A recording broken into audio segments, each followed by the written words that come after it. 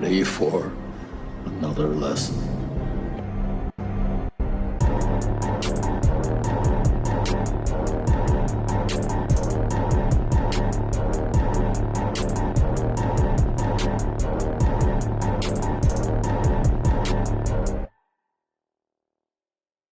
What's up, everybody? Welcome back to Back Row Banter, your favorite casual movie talk podcast. I'm one of your hosts, Adam Schwartz, and on today's episode, in the news, more F1 streaming content on the way at Apple TV+. Trailer talk this week, we have a new Star Wars and Marvel trailer. They've both dropped trailers this week. The new to streaming list is interesting as there's some unexpected shows coming to Disney+. Is Nathaniel wrong? We'll get to that. What we're watching, of course, and then our main review for the episode, West Side Story, in parentheses, 2021, end parentheses. Got to clarify. But before we get to any of that, I'm joined today, of course, by dance number Nathaniel Gingrich. Hello, everyone. I am dance number Nathaniel. You can't hear me, but I'm clicking my heels as I move across the floor. Yeah. Is that your favorite kind of dancing? That and, just b-boy dancing, obviously, is my other one. Yeah, crumping would be my other dance style Clogging? of It's choice. been a while. I haven't heard that in a while. No, I like to dance. I like to dance a lot. As anyone who has been with me after I've had about 5 to 6 drinks I was about would to say, attest. I know party Nathaniel loves to dance. Yeah. If I've had a few, I'll definitely dance. But I don't know if it qualifies as dancing so much as Moving? just a vibe. Yeah, it's just a rhythmic Well, gyration. Vibe's great sometimes. yeah. Yeah. Some people have called it hypnotic. Some people have called it erotic. Critics out there. But it's something to behold for sure. It is. I've seen it once. A little bit. You've been I blessed. haven't seen it full swing. No pun intended. You've been truly blessed. Yeah. There's Also a joining us couple of today. full swings in there. Also joining us today, it's True Love Ty, Tyler Berdalis. I'm all about that true love. Yeah? Yeah. I know you are. Got a lovely girlfriend, of course. Yeah, she's pretty crazy. Yeah? Yeah, not in like a bad way. Oh, I would hope it's a good way if you're together, Yeah, it's kind of stupid like how much she blows my mind, but that's a different topic. Yeah, different topic for a different pod, I guess. Are you starting a romance pod? I mean, I could. I'm Yeah. down. You and Leah just chatting it out? Yeah. Your day to day? Back romance banter. Ooh. I like it. That like could it. get a little After dark. probably no video. Just audio. Yeah. It's already what we do here. For now, allegedly. Allegedly? We might do it in the future. Question mark? They don't know that. Ah, We can't fair. set those expectations if we don't meet them. So allegedly. Allegedly. Rounding out the squadron tonight, and as usual, it's Big Rumble BlakeHolder. Hey, what up? New recording studio. Yeah, man. Finally got somewhat situated in the new joint. So I hear that somewhat Ty in the Nathaniel. I hear that somewhat in the echo in your not filled living space. Yeah, dude. So It'll take a second. I still gotta. Yeah, I gotta move some stuff. I haven't even moved like all my clothes and my belongings. Oh, I yeah. haven't even got a chance to move my microphone, Yeah, my headsets and stuff like that. None For of my sure. consoles. So yeah. I'm So literally you've here, been like, without dead Mortal Kombat. work desk. Yeah. Yes, dude. Without Mortal Kombat, without Siege. So yeah, dude, just bed, work desk, work laptop, personal laptop, and the TVs that the Essentials. two homies, hooked up. So it's all good, man. So when are you painting that living room green? You couldn't pay me to do that. I do think you need at least like $2 million and you would do it.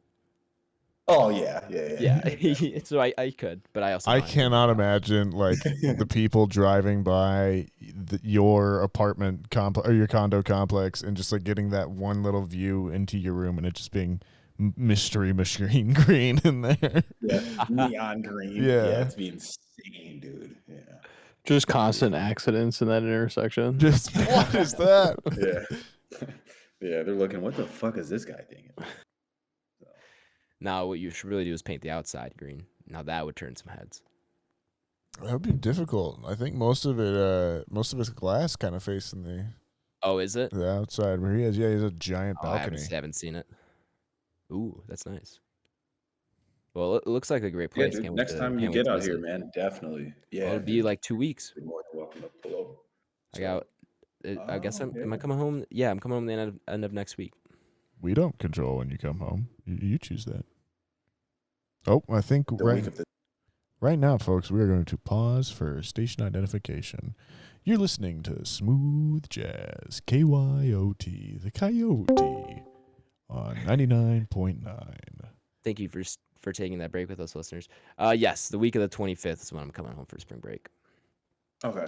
Do you Yeah, get here, so- what, that Sunday, the 25th? I'll or actually have to something? come home that Friday because I have a doctor's appointment Saturday. So I'm gonna have to go to class. Okay. Class ends at 1. I'm gonna try to pack my car before I go to class and then get out of here as soon as possible. Okay. Yeah. Cool. But yeah, man. I'll see you there, listeners dude. don't care too much about when I'm gonna be home for spring break. They care about the news, and we only have one news story this week, but it's one I'm very excited about. Lewis Hamilton documentary lands at Apple TV Plus. This, of course, is following the 2-month-old news about 2 months ago, where he announced a project with Brad Pitt attached and the director of Top Gun Maverick, Joseph Kosinski, where it's a Formula One movie. We really don't know much more about that. I think he's set to star in it and produce it, and he will also be producing this documentary. Or at least help producing it. Sorry. But yeah, and then this will be coming to Apple TV Plus. So we got more F1 content, which I love to see, of course, and I'm assuming Tyler and Nathaniel also love to see. Definitely in. Yeah. You're Always a good reason to open up Apple TV Plus and justify its existence. So I'm excited for this one. Well, for every Friday night, you can turn on your Diamondbacks. Well, occasionally, I guess. I don't think they'll play every Friday night, but Oh, but is They're MLB getting baseball going to Apple TV Plus? we're getting Apple TV Plus Friday night MLB games will be streamed on Apple TV Plus. Well, or that's something like fun. that. Yeah, like once a week. Do I which get to is like an choose my interesting team, place. or is it just a featured I game? think it's just whatever. Oh, then the Yeah, it's just a Diamondbacks will featured never game. play. Yeah. No one Yeah, ever the picks the Diamondbacks. Yeah. Yeah. You might get like one all season, if that. Yeah, when they play the Cubs or something, or the like some larger Yeah, market baby. team. Go Cubbies. Maybe on like, yeah, never mind. Okay. Anyway, Drive to Survive, Formula One documentary. Well, it's Lewis Hamilton documentary. Lewis Hamilton. Lewis yes, Hamilton, Laboustier or whatever. He's adding his mom's last name back into Is he his really? last name. Yeah. Oh, good for him. What's interesting about this to me is he's still racing, and like that's Sure. not unheard of to do that. But I feel like someone of his caliber is gonna have at least another documentary once his career is over. At least Yeah, one. I'm sure. So the fact that he's doing one while he's still racing and competing is very interesting to me. I don't know. I mean, this gets announced right before the season starts. I wonder if they are just making the documentary about this upcoming season. I don't know. Because I think that could be really interesting. Maybe it's just because the streaks come to an end. You know, they'll kind of view it as like a good closing point or anything like that. You know, Maybe. Or maybe he's just like, I'm winning this, guaranteed. There's nothing anyone can do to stop me. I will sprint to the finish line, jump out of my car and sprint if I have to, if it stops him, 10 feet away. Like he's just gonna go all out this season and just do everything he can to win, and he's like not gonna stop until he gets that, and he just wants to make this season his own documentary. Or maybe it's his final season. Maybe he's already decided, regardless of the result, he's going to retire and he wants to document his final season in F1. Could be a multitude of things. Not a lot of details on it now. It was, of course, just announced. Yeah, I'll be interested to see kind of what form that ends up taking. Yeah, but I'll definitely watch it. Give me all the F1 content. You can also give me a lot of Star Wars content. You can give me some Marvel content. We've been burned out a little bit about that, but we have 2 new trailers, one for Obi-Wan Kenobi and one for Miss Marvel. Our first trailers of each. I guess they're both teasers. They're both only about a minute and a half long or so, minute 45. Let's start with Star Wars. I know that's the one Ty really wants to talk about. We got our first look at Obi-Wan.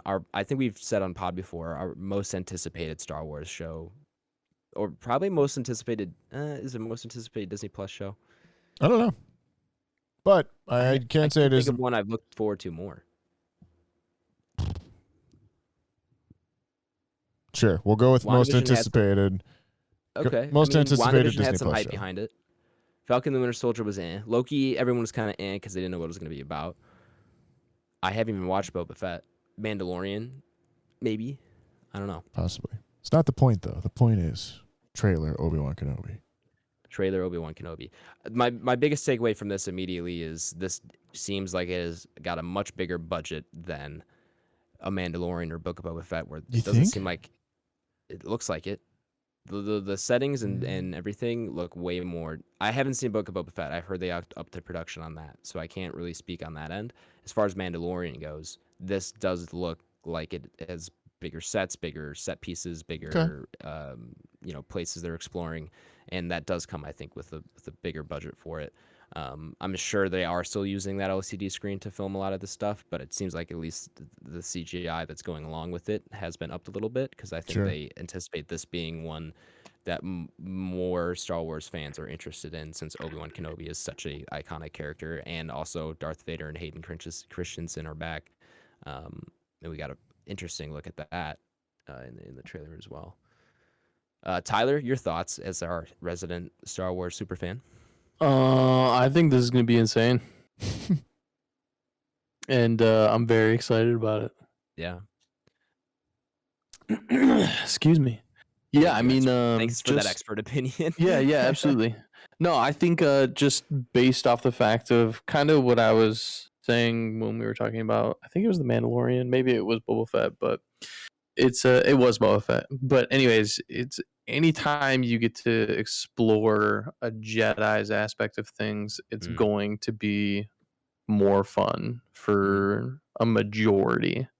Boba Fett's kind of got like this cult classic following from 2 minutes of screen time, and it's pretty wild. But I'm glad he kind of got his spotlight. But this is why people come to Star Wars, and I think this is going to really have a lot of people gravitate towards Disney Plus just for this. I know a lot of people have been like, "Oh, I've got Disney Plus for this. I got this," but like, this is huge in the Star Wars universe, and I think it's gonna be.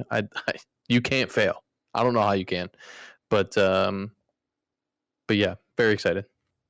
Yeah, I don't think they can fail with their track record as of recently. I mean, Mandalorian seasons 1 and 2 were pretty well received. Same thing with Book of Boba Fett, and I agree. I think this is, like I said before, something that a lot of people are anticipating, and not only this is going to draw in a ton of Star Wars fans, but like even the casual Star Wars fans are going to want to watch this, and that's why I kind of lean towards this probably being one of the more anticipated Disney Plus shows that we've had, because I think this is one that will actually bring in the casual viewers of both Marvel and Star Wars, and this will give them something they are actually interested in.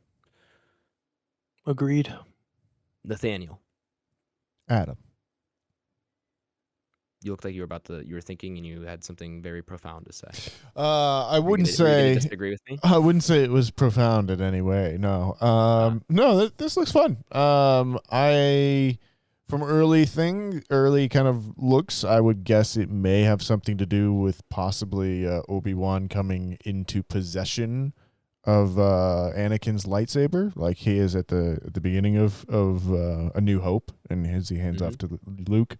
I'm basing that almost solely on the fact that it looks like it's the Anakin lightsaber handle in the title, and the little blue like lightsaber came out at the end for the Disney Plus arc and everything. But I just think that would make sense from like a story point of tying so much sense. Everything in and everything, and why you would have Darth Vader possibly showing up and all that good stuff.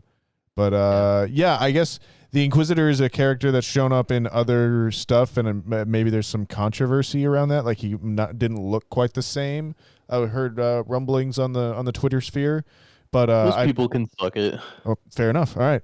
So our resident Star Wars fan expert has made his opinion known, and that is the opinion of Back Row Banter. So if you don't like it, suck it. Allegedly. Nope. We've No. we Okay. that we're is just getting going for the it. suck it stamp of All right. approval. Okay. Put it on the box. Yeah, it's our unanimous suck it decision. Okay. Yeah, this is going to be debuting May 25th, so we do have a little bit still to go, about 2 months before we'll actually see this. I think it's 6 episodes. It doesn't say here in the episode. We're gonna video description. guess on 6 episodes. That sounds good. That's usually We could what look the it up, Marvel ones but are. why not? I mean, I have a keyboard right No, here. I'm going no, 8. no, Little thing no. called Google. Episodes. Let me Alright. see. Let's preserve the mystery. Well, it's not. It's not really a mystery. If we can, there are 6 episodes. Oh, see, I was right. mystery, usual. mystery solved. This will end June 29th. Is how long it'll run for. The epic finale will be coming June 29th, and shortly following that, actually in the middle of that, will be Miss Marvel, premiering on June 8th. So we'll have, have we had 2 overlap like that? I know we've had them like one after the other.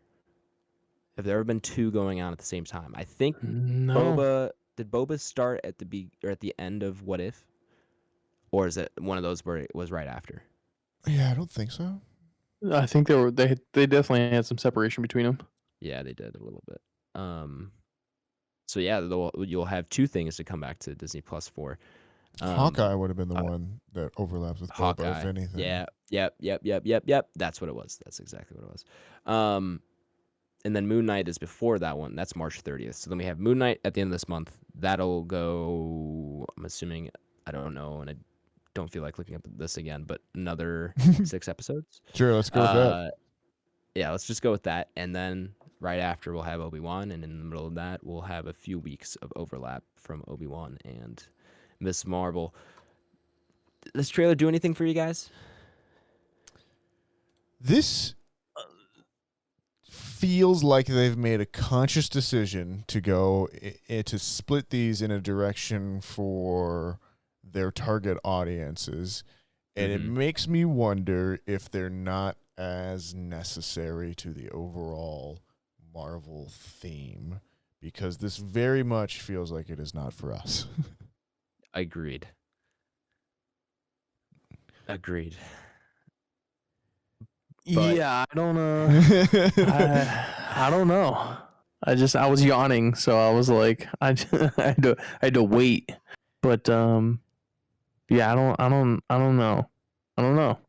That's an interesting point to take, because I mean, growing up, those superhero movies were targeted, I felt like, towards a younger audience, but then since that older target audience has grown up now, there's a new younger target audience that they have to hit. Right, exactly. And so I think this is kind of definitely for that. And, I think Disney's also, cultivated that audience too over the past few years of like, there has been like Spider-Man or Avengers animated series and stuff that have been coming out over the last few years on things. We just don't watch them because we don't watch the Disney Channel or that part of Disney Plus. But I think that those kids are probably kind of getting to that age now with this, and it's kind of like time to make those kind of transition jumps, into adolescence and all of that kind of stuff. So I wouldn't be surprised if we see more of this kind of thing, but I will be curious kind of how it all plays in, or at what level and everything. Or they could just be saying that this is what it's going to be, and suck it. Watch it or don't. I don't know. But it'll be... hot take. We can just be selfish, and Disney should just, cater to us. Fuck them kids. True. That would be a very hot take. Funny meme. First we got Suck It officially stamped by Back Row Banter, and now we have Fuck Them Kids. So this has been off to a great start. We're only 20 minutes in. So. Who knew the West Side this also Story seems- episode was just the one that went off the rails? This is also would be I could see this being an interesting jumping off point for their young Avengers that they've kind of slowly been building up in the background in a lot of these shows and movies, because this is definitely, like we said, one towards the younger audience, and so this could be maybe they build up the young Avengers as like the kid focused Marvel content, and then the other stuff is still available for them, but it's also the other stuff is still geared towards the audience that's been watching it for a decade now. Yeah, and I know Waz, our resident Marvel expert, said he was quite. He did not like the changes that they've made in the designs of her powers, which I know from briefly playing the worst Avengers game of all time, is like they generally get kind of bigger, and they look like the in the old SpongeBob episodes when he and Sandy used to box. They'd get those weird karate gloves, and like her hands basically turn into one of those, but giant and flesh colored, and she can use it. She can use it to like hold on to stuff or like beat people up. It's called embiggening, and she can do it with any one of her limbs, I think, basically. So she's like Mr. Fantastic. Kind of like Mr. Fantastic, yeah, but like they get bigger as well too, I guess. And and they've like seemed to have switched that into more kind of like cosmic beams, almost like Green Lantern style powers. Yeah. In this one, and he was saying he did not really appreciate that change, but who knows? Maybe they just didn't want to have that on there. Well, depending on how young of a target audience they want. Could also just be weird to try and blow up some teenager's hands too. So that like from I saw like her hands like grow and stuff still. Okay, I just saw in the trailer. I just saw the cosmic energy kind of things. I feel like they got like a weird like glowy kind of scheme to them when they're like doing their grow thing. But I felt like I distinctly saw her hand like get significantly bigger when she was like punching something. Maybe they do and they just haven't showed it in the trailer. Could be. I hope so. But if they don't, that's just kind of again one of more of those like, well, who's this for? Kind of things. I'm currently watching the trailer, and I do jump over a frame where her hand is like all CGI, and it does look a weird shape, like it's a little like swollen. Okay. I can screenshot and send it to you guys if you would like. If you want to, listeners, go to minute 14 on the trailer linked in the description. You can kind of see what I'm talking about. This is the most we've ever. I don't know if it is actually changed. Maybe the CGI is just for the cosmic effect that's also going on at that time, but who knows? I mean, that's the point you said earlier, Nathaniel, where it's like that would look really weird to just blow up her hands like that. I don't know how well that would translate to a live action show like this. And True. Maybe that's the choice they kind of made. Some things are really comic book specific, and we've seen things changed for the screen. Yeah, it might just look weird. You know, it could just be one of those things that just the CGI could just doesn't translate well. Hands are notoriously hard, anyways, for artists and to be captured. So it could just be a technical thing as well, I guess. Definitely. Well, who knows if we'll be watching this? Who knows? It comes out June 8th. We've talked about our Marvel burnout slowly but surely creeping up on us, and this might be another one of those that I kind of hit my breaking point a little bit. But we'll see if everyone says it's really good, and maybe I'll check it out. But yeah, I guess we'll have to see June 8th when that comes out. That's a long time, though. There's 3 months in between now and then? So you got to have something to watch in between then. And you can watch the new streaming for this week. The new things that are coming to the streaming services that I've hand-selected to from the complete list. I'm not doing a good job of explaining this right now. There's a complete list, and then the subjective. I pick the things that are worth watching. That's a succinct way to describe it. For the week of March 13th through the 19th.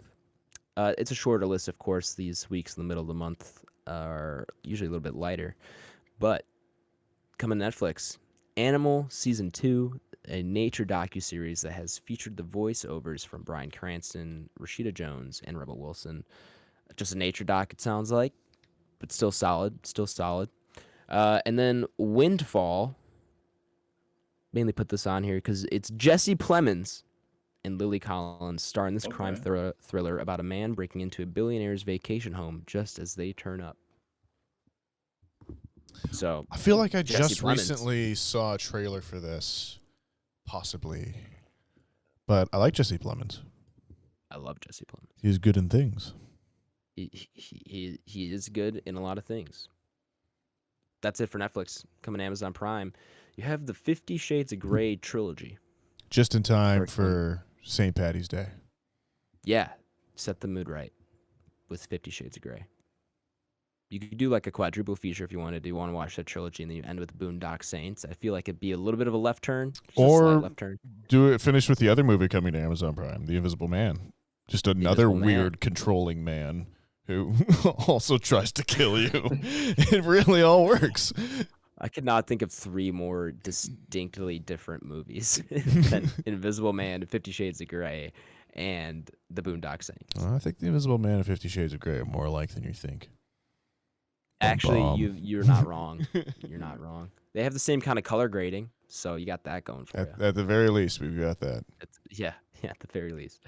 That's it for Amazon Prime. Nothing coming to Hulu. HBO Max is getting Halloween Kills, the extended version. Yeah, I don't want to watch more of that movie. Really? I think I'm with you. That the extended version sounds a little interesting to me, but What if I it don't know if completely I like changes the it? What if there's an original. extra like 10 minutes of footage that just changes the movie completely? I don't think that's what's gonna make that movie better. You don't think this is the Snyder cut horror? No, because I didn't think the Could you Snyder cut was imagine that a good. 4.5 hour Oh my Halloween? God. Imagine that. That'd go crazy. That'd actually be a challenge for any filmmaker to make a 3-hour-long horror movie that's like gripping the whole time. I feel like that would be hard. How No, yeah, Shining's got to come close. Shining's like 2.5. Shining is close. Shining is close. Yeah, Yeah, but that's still long. more Hereditary's thriller long. than horror. Hereditary's long as fuck Hereditary's too. 220. Yeah. And Midsummer. Midsummer's- Yeah, I think guess it's kinda Midsummer's been the done. longest. Yeah. I guess it's kind of been Yeah, done then. Excuse me. Yeah. We just Okay. rattle off 3 in a row. Maybe Sorry, I'll walk Adam. that back. We just Yeah, maybe I'll walk that back. No, call me out when I'm being a dumbass. But both Blake and I are just like, nah, bro, you're an idiot. no. You guys are right. You guys got good points there. But all 3 of those movies, great. But you don't have many more examples. I feel like, you know, like it's still hard. It's still a hard thing to do, and that just adds to the props those movies should get for being as good as they are. True. Right. That's it for HBO Max. Disney Plus. Nathaniel, you said a few weeks ago here. I did, didn't I? That the Marvel suite that was on Netflix, those old Marvel. I predicted shows, it would go to they- Hulu if I remember that correctly. it would go to Hulu rather Yeah. than Disney Plus, since they were a little bit more mature rated and they also aren't canon anymore. So potentially you put them elsewhere other than Disney Plus as to not get confused with the canon Marvel Cinematic Universe content that's on there.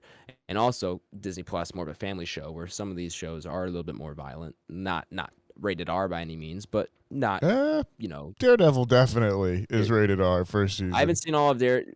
He Daredevil, decapitates so a man's head with a car door. yeah, I do remember that shot. And then there's the other one where the guy gets Totally forgot about he gets a It's a bit pole brutal. through the head, and another guy. Yeah, they Okay. have a lot of compound fractures. Nathaniel, you're 2 for 2 for shitting on me. That's just true. In this new I'm streaming sorry. segment, I'm so sorry. I'm props to you. sorry. No, you're good. Again, to call me out on my bullshit. Anyway, guys, Daredevil, The Punisher, Jessica Jones, Luke Cage, Iron Fist, The Defenders, and Agents of S.H.I.E.L.D. all coming to Disney Plus, not Hulu. Disney Plus. Yes, I was wrong. All Marvel content now on Disney Plus besides the Spider-Man films. Rest in peace. Yeah. Yeah, I don't plan on watching any of these, but I'm glad that they're still available for streaming for anyone who does. Well, I mean, Tyler, did who you- just? Yeah, didn't someone just rewatch Daredevil? Tyler just made it through a bunch of them. Did you finish all of them? Yeah. The series? Well, you did all the seasons 1 through 3 of Daredevil, right? But you didn't do like Yeah. The Punisher or like Jessica Jones or anything like that, right? No, not yet. I think I'd be interested in watching The Punisher for sure. I don't know about Jessica Jones, even though I heard it was pretty decent. The first season's same fantastic. thing with Luke Cage, and then I heard Iron Fist is disgustingly bad, at least for a little bit. I went through a weird period where I would just come home and like on like nights out, and Iron Fist was just my like go to sleep show. Like I would only turn it on and watch it if it was just like I was already, 3 sheets to the wind, the Uber drops me off, and I just like walk into the house, turn it on, and just chill. But it was good for that. But other than that, I don't know to its actual quality. Could not tell you one thing about the show or its contents. Fair enough. I really haven't watched any of those shows. I think I watched the first season of Daredevil, and that's it. Daredevil's good. Daredevil is good. I'm glad they stuck with Charlie Cox for the MCU. Truth. All right, well that's it for the new to streaming here, guys. But if you need more, there's nothing piqued your interest on that list. We can make some recommendations, right, guys? I mean, we watch some decent things sometimes, things we typically enjoy. True. Nathaniel, what have you been watching this week? I can guess one of them. That would probably be it's like a Wordle. I can guess one of them. There you go. That would probably be the main one. That was Drive to Survive. Season 4 has dropped on Netflix. Yeah, did we discover that show? I think we didn't know about it when the pod had started. That was when we started. Yeah, with it's been since pod that we've all become a fan of that one. I think it was Ty. Ty started it off. It's true. And then were you still living together at that time? Yes, I believe we were. And you walked in for a few episodes, and then you watched it. Yep. And then Ty moved. Yep. And then I went to go visit him, and then we watched Fast and the Furious. I think after we did that, we put on Drive to Survive. We watched like one episode. I went home and I watched all 3 seasons in like 2 weeks. I believe that was the timeline of events. It happens. So yeah, this is the first season that I will have seen most of the season actually happen or occur as a series of races and watch them in real time, rather than watching the season of the show and not knowing how the season ended or anything. That was a poor way of explaining that too. But anyways, so I think that does take a little bit of away some of it, some of the enjoyment for me. I think there's a little bit of like it feels a little bit more of a show this season, I think, to me than in years 100%. past. So whereas I would say some of the earlier seasons felt more of that documentarian kind of feel, or even like, a little bit more unbiased, this one feels much more of kind of a show about this. Yes.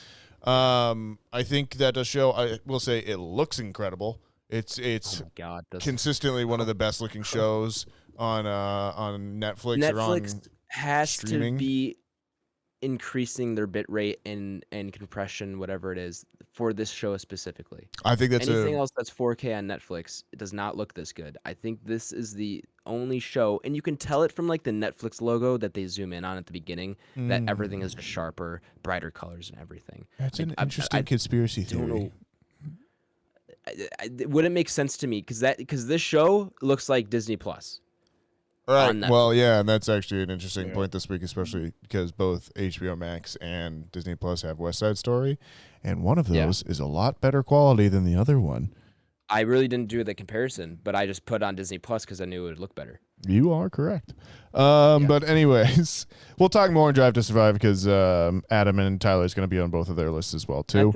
I think you might try to do a bit of sizzle if you guys still are interested in doing that. Yeah, we could. If we can find some time sometime. Other than that was really kind of like the big show that I got to, like, I would say, of in the traditional sense. I did watch. Did you finish the whole thing? No, actually, I do have a couple episoes left, so I've been I've been good about pacing it out for me. I also had just a really busy week this week as well too. Yeah. But I also got to another episode of Turning the Tables, which is that YouTube channel that Blake recommended a couple of weeks ago. I watched the My Beautiful Dark Twisted Fantasy version or episode of that last night, and that was really fun. So recommend for that as well. I've been watching Brandon play a lot of Elden Ring. So that's been. I've watched so many people play Elden Ring. Yeah. That's been mildly entertaining. Not a game for me. I've made the decision. Same. Not a game for me.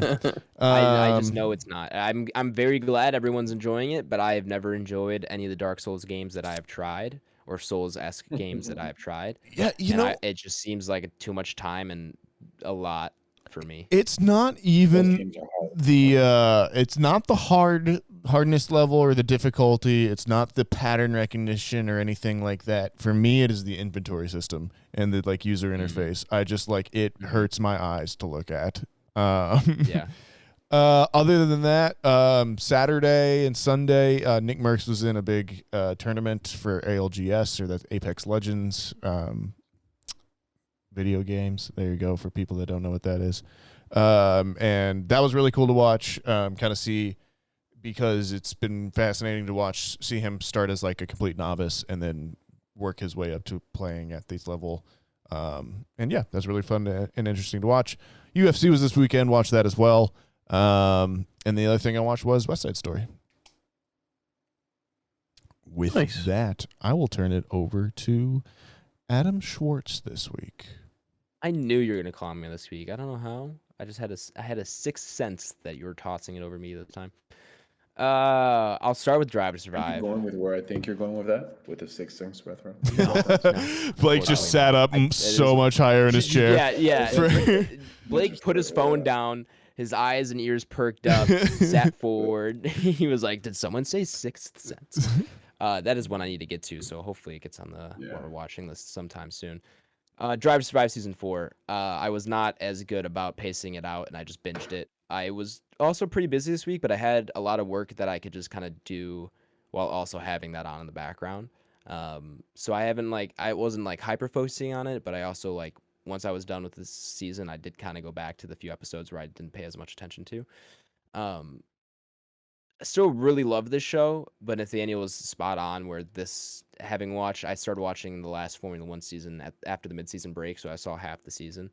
It definitely isn't as enjoyable because of that, but it is still very, very good. And he took the words right out of my mouth. This season definitely feels more of an actual show than a documentary, which, like you said, the earlier seasons do. And I don't know if that is because I've watched this season and now I'm able to kind of decipher that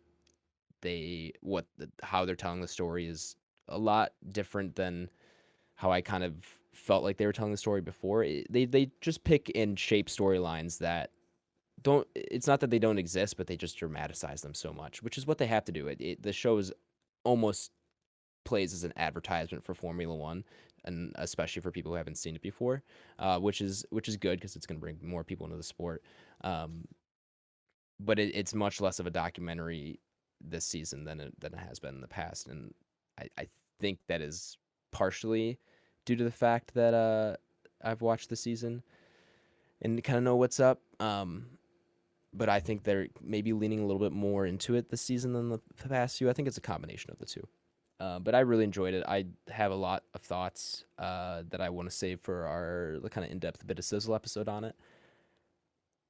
But overall, really enjoyed it. You still need to watch the show. It is still one of the best shows out there. And if you're not into Formula One, you should still watch it because you will be afterwards.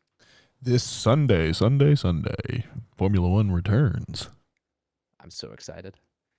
I'm so excited. I need who you guys picking for world champion? I know, Max. Ty, you're just going Max. Yep, fuck it. All right, I that's not a bad pick. I'm going. How can you argue against it? Fernando Alonso. Imagine What, in an Alpine. In an Alpine. Yeah, that'd be quite the comeback. I want it. I want it in my bones. That'd be awesome. He just gets or another Vettel. world championship. Get it? Fuck it. I want Vettel Sebastian cool. Vettel. Yeah. That'll be great. I think we all need a little more. I was gonna say Valtteri Bottas in our life. Yeah. Yo, he's been placing well. It's he seems like he's just been business as usual. I was always a top 5 driver, probably top 2 in the world, but you guys couldn't see it. Yeah, no, 100%. What I would have loved is if Red Bull signed Perez to just a 1-year contract, and then they get Bottas from Mercedes when they dropped him. Can you Hey, imagine? Yeah, and then he's what wins them the constructors this season. Like that would have been cool, and they still could kind of do that later on, depending on how long Valtteri wants to drive for. But yeah, I I think think- my two drivers. What'd you say? I think Alfa Romeo should take Checo too. Just fuck it, take them both. You could. Checo's great. No, don't they have that Chinese cat? Yeah, that's right. That's the one. Yeah, so it's Bottas and the new Zhao. rookie. Zhao, yeah. I'm really interested to see how George Russell and Charles Leclerc perform this season. I think they're both of them. Russell has proven himself in a lesser car, and now he has a championship-winning car. I think he's going to be really good and will compete equally almost with Hamilton and Verstappen. And same thing with Charles Leclerc. I think he's a world-class driver that struggled in a subpar Ferrari for the past 2 seasons, and now that they seem like more on track with Mercedes and Red Bull, I think he could shock a lot of people at how well he succeeds too. These new regulations, I love the look of the cars, and I love what it's going to do, I think, for the season as far as like kind of leveling out the playing field a little bit. I'll be very interested to see. Yeah. Yeah, I agree. I think it'll be we're in for a wild season. Yeah, I'm very excited. Let's see. I got to a few more episodes of Attack on Titan. So I'm still not caught up. I think I've watched 5 or 6 episodes now, and I think there are 8 or 9 now, maybe more. But that I guess that series is coming to a close pretty soon, so I'm hoping to get caught up by the time that finale drops. It is still building up incredibly. I still don't think I've gotten to the oh shit episode that a lot of people have talked to me about. But I can tell I'm getting close, and you guys really need to get. I think it'd be worth starting soon, Tyler and Nathaniel, like a rewatch of it if you guys wanted to do that, because by the time you guys were caught up, you'd be able to watch the full thing. At least in the sub. I know you guys like the dub, or you did your last rewatch in the dub, but the sub would be out. So yeah, I'm interested to see what you guys think when you guys get to this final season, because it's a completely different show. It is just so good. So I got to that, and I also went ahead and checked out Turning the Tables. Oh, Yeah. So What was your first album? Started off with Good Kid, Mad City, as you guys recommended. Yeah. Really enjoyed that episode. And then I went to Circles by Mac Miller. That was the Nice. second one I watched. Yeah. Yeah, both were really good. I like their dynamic a lot. The dad seems just super enthusiastic about what they're doing. he's so And- earnest and kind. He's Yeah, like, exactly. Well, they're Canadian. He has like, both. but he has like the relationships to new things that we all want, like our dads to have. I feel like, Yeah, like cool. yeah. Show me why you like this. Like, Yeah, exactly. Yeah, for sure. And that's awesome to see. Because in the Circles episode, he's like, I wasn't planning on doing Mac Miller so soon after the last one, but you loved swimming so much, and he's like, yeah, that's all I've been listening to since you showed me that. Like, I'll just listen to that album on loop. I'm like, Yeah. that's so cool that like his dad Yeah. is just so open to that new music and like he actually enjoys it. That's awesome. Mhm. I played when Circles came out. I keep going back to this because I watched that episode. I played it for my dad because it was like the day it came out. I wanted to listen to it. We were driving somewhere, so that's what I put on. And Mac Miller starts the first track on the album, just like mumble talking, almost like mumble singing. Mhm. And my dad goes, "Who is this?" I was like, "Oh boy, I knew Sure, this was sure, coming." yeah. Papa And Schwartz. I had to kind of explain why this album was significant. But yeah, he wasn't a huge fan. I don't know if Mac Miller's Papa Schwartz approved. Mm. So we'll You see. might have to start him with like what's the one with the red cover, like watching TV or watching movies in the dark or something of that nature. Yeah, one of You know those what I'm two. talking about? Yeah. I don't know. My dad doesn't like that type of music much anyway. He's more of a Who fan. oh, Sure. Yeah. But yeah, that's really all I got to. Tyler. Watching movies with the sound off. Pardon me, I completely butchered. Oh, you're that. you're totally good. But- Oh, is that? Oh, that's the title of it. I gotcha. Tyler, what'd you Cool. watch? Not a lot. I only got around to one movie, and that was Civil War, which I just enjoy going back to every now and then. Captain America: Civil War. Yep. Still top 3 Marvel movie for me.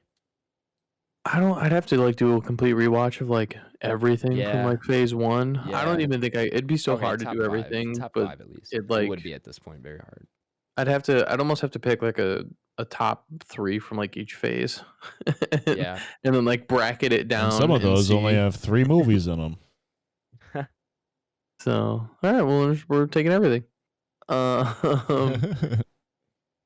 And then I got to Vikings a little bit more. We're just kind of trolleying along. How many per episodes episode. are there of that? I honestly don't know. Fair. I'm not even gonna sit here and try to lie to you. And then Drive to Survive. Do you have any profound thoughts that we did not get to, or that you would like to elaborate on? Kind of. I don't know. I feel like you can definitely see the dynamic that Max and Hamilton have both kind of brought up before. The fact that Netflix is kind of creating these rivalries that don't necessarily.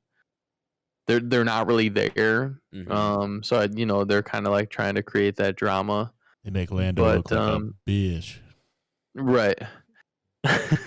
But I really don't think that those are there, and I understand they got to kind of put that drama twist down there to kind of pull the viewers in and stuff like that. But it's very interesting to see the difference between what you actually see throughout the season, pre-race, post-race, practice, all that stuff, into what they have kind of interpreted it as. But I still thoroughly enjoy it. They still somehow find a way to get my heart pounding by the time it says race day. Mhm. And yeah, I'm still thoroughly enjoying their point of view. What'd you think of the Mazepin episode?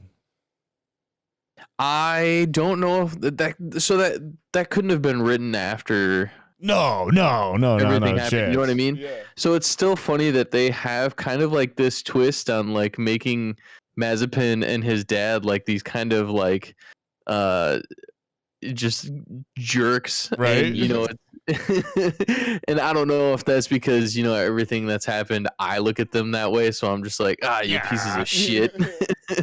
But yeah, it's very crazy that during that episode they actually ask him if it bothers him that his Right. dad's money kind of comes illegitimately from just manure, and so it's very interesting to kind of see that dynamic play out. I'm glad Mazepin's gone, regardless of what's happened in the world and everything like that. I thought he was kind of a little bitch beforehand, and I currently now still think that he's even more of a little bitch. Because of all his whining. The car was undrivable, Tyler. I don't know what you're talking about. It's very clear. Yeah, Tyler, you try to drive for a Formula 1 team in your first season. Could put me in a car right now, give me like a fucking day, and I'm probably beating Mazepin. It was just he's just terrible. Yeah.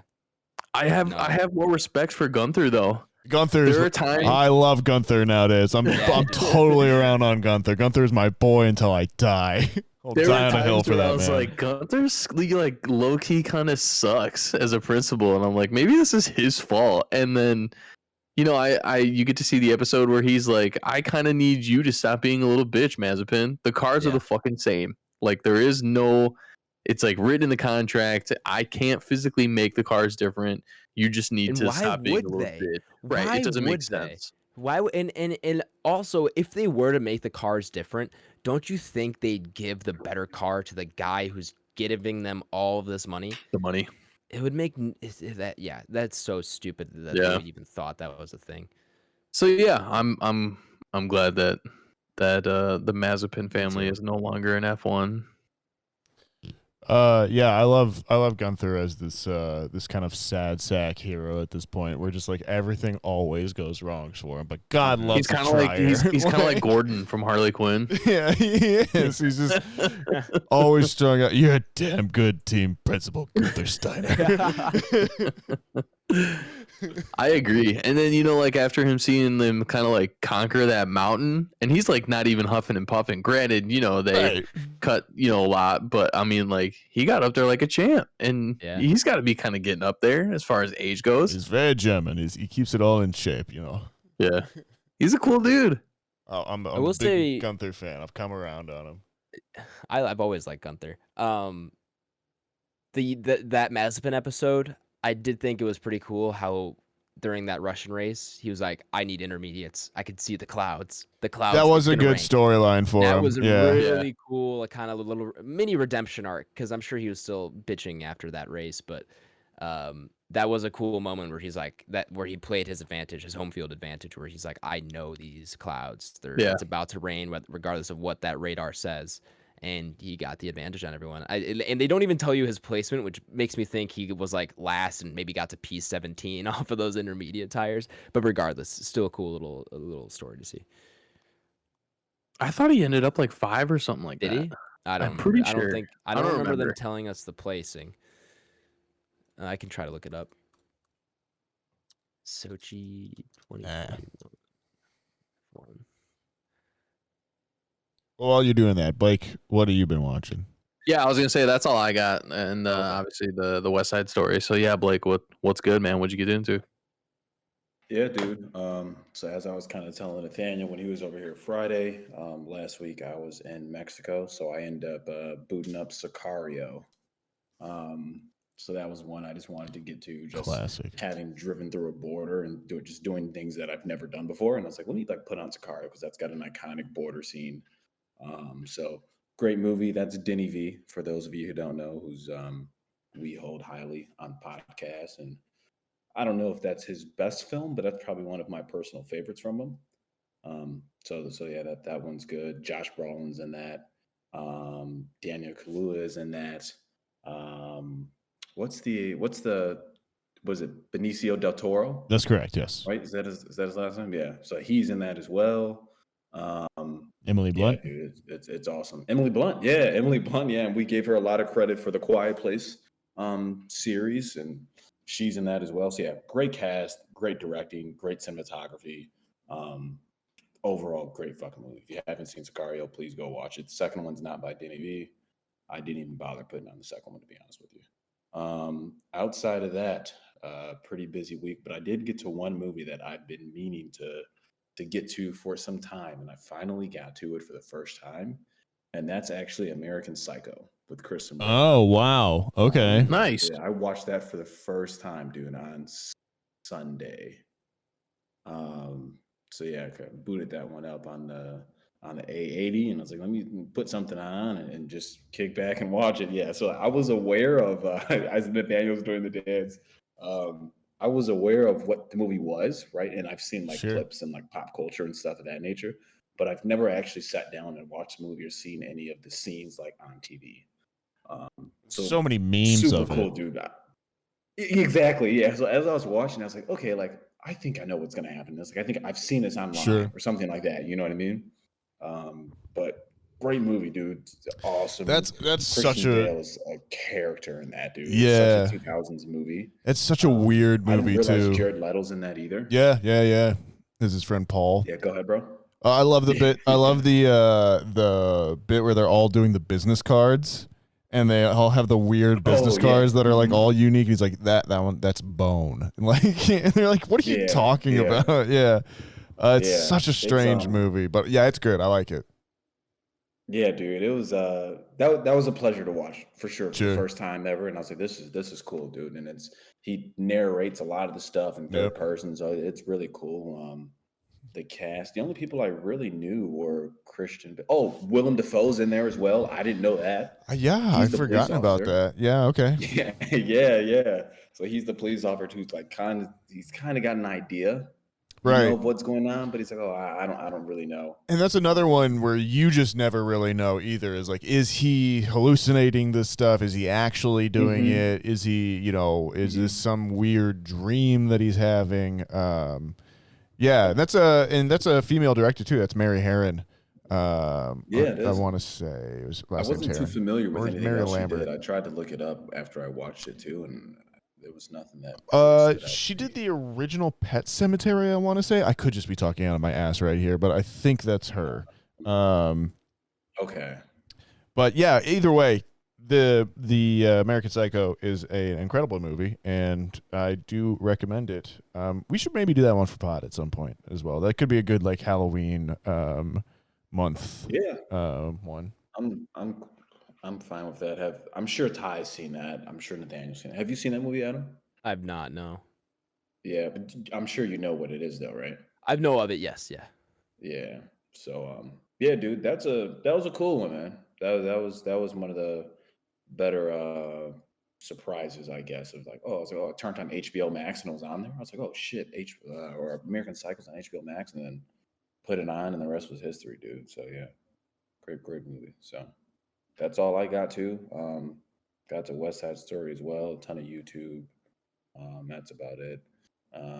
Didn't do a new Turning the Tables. I started the Circles one, but I didn't finish it. So, um, yeah, that's about it, fellas. All right, I think that's time to move into our main review segment here. Really quick before we do, Nikita Mazepin finishing last in On the that race. Of He course he finished did. 18th with Nicholas Latifi and And his teammate Mick Schumacher Schumacher not not finishing. finishing, and he was lapped twice by the leader Hamilton. So that is why they did not say what place he actually came in. The footage of him passing cars was him unlapping Unlapping himself. So, Oh you know, boy. yeah. But hey, he finished the race in somewhat of a cool fashion, I guess. I don't know. Welcome, listeners, to the main review segment of the podcast. Nathaniel, if the listener here is new, or maybe they've just forgotten, can you give them a rundown of how our review segment works? Hello, folks. If you're new here, or maybe you've just forgotten, the way our review segment works is like this. There's two sections to it. There's the non-spoiler section, and then there's the spoiler section. If you If you do not want to have anything spoiled for you, please do check the notes in the description of the podcast to find out the time codes, because we don't spoil anything for you if you pay attention. So in the non-spoiler section, we'll go into everything that's on the IMDb page, the cast, the crew, summary, kind of go around, give our initial thoughts, opinions, decide yes or no, do we recommend this movie? Has to be yes or no. There is no nuance on the internet. From then on, it's going to be all spoilers all the time. We're going to delve into the deeper thoughts about it, any big spoiler, plot twists, anything like that. Go around the circle one more time, and then do come back, and again, pay attention. I'll play the spoiler noise, and see where it ranks up on our Entropy list, which is our big list of everything we've watched on the podcast ranked. With that being said, Adam, would you tell me more about West Side Story 2021? I would love to tell you about West Side Story, parentheses 21, and parentheses. This is a recent movie, up for Best Picture nomination at the Oscars. Rated PG-13 with a runtime of 2 hours and 36 minutes. And an IMDb rating of 7.5? Okay. In which way are you Okay. surprised there? Are you surprised? Do you think it should be higher? Think it should be lower? I feel like this should be lower for the sole fact that not a ton of people are into musicals, and like I feel like that in general would make it a lower one. So I guess that is a bit of a testament to the quality of this one, that it is that high. Regardless, the IMDb, or no, we'll do IMDb summary later. Directed by Steven Spielberg, written by Tony Kushner, and it's based on the stage play and book by Arthur Lawrence. Lawrence, I think is just how you pronounce it. Starring, of course, Ansel Elgort, Rachel Ziegler, one of the two, Ariana Debussy. Do you know how to pronounce that, Nathaniel? I do not. I'm gonna go with Debussy. That feels right, but I don't know for sure. David Alvarez, Rita Moreno, Brian Darcy James, Corey Stoll, who I haven't seen in a while. I'm glad he's back. Let me see. Am I missing some people? Who plays the what's Ansel the lead Elgort. Jet's name? Oh, No, that's what's the other Riff. Jet's name? Riff, who is Riff. played by. Mike Faced. Yeah. Mhm. There we go. I'm gonna stop there because there's a lot of other people here. But those are kind of your main cast members there. The IMDb summary reads as follows: An adaptation of the 1957 musical West Side Story explores forbidden love and the rivalry between the Jets and the Sharks, two teenage street gangs of different ethnic backgrounds. Well, you could have told me they were a teenage gang or a regular gang, and I would have believed you because, wow, these actors look old.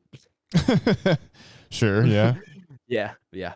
Um, Okay, that's it for the IMDb summary. That's a good IMDb summary. That's it for everything IMDb wise.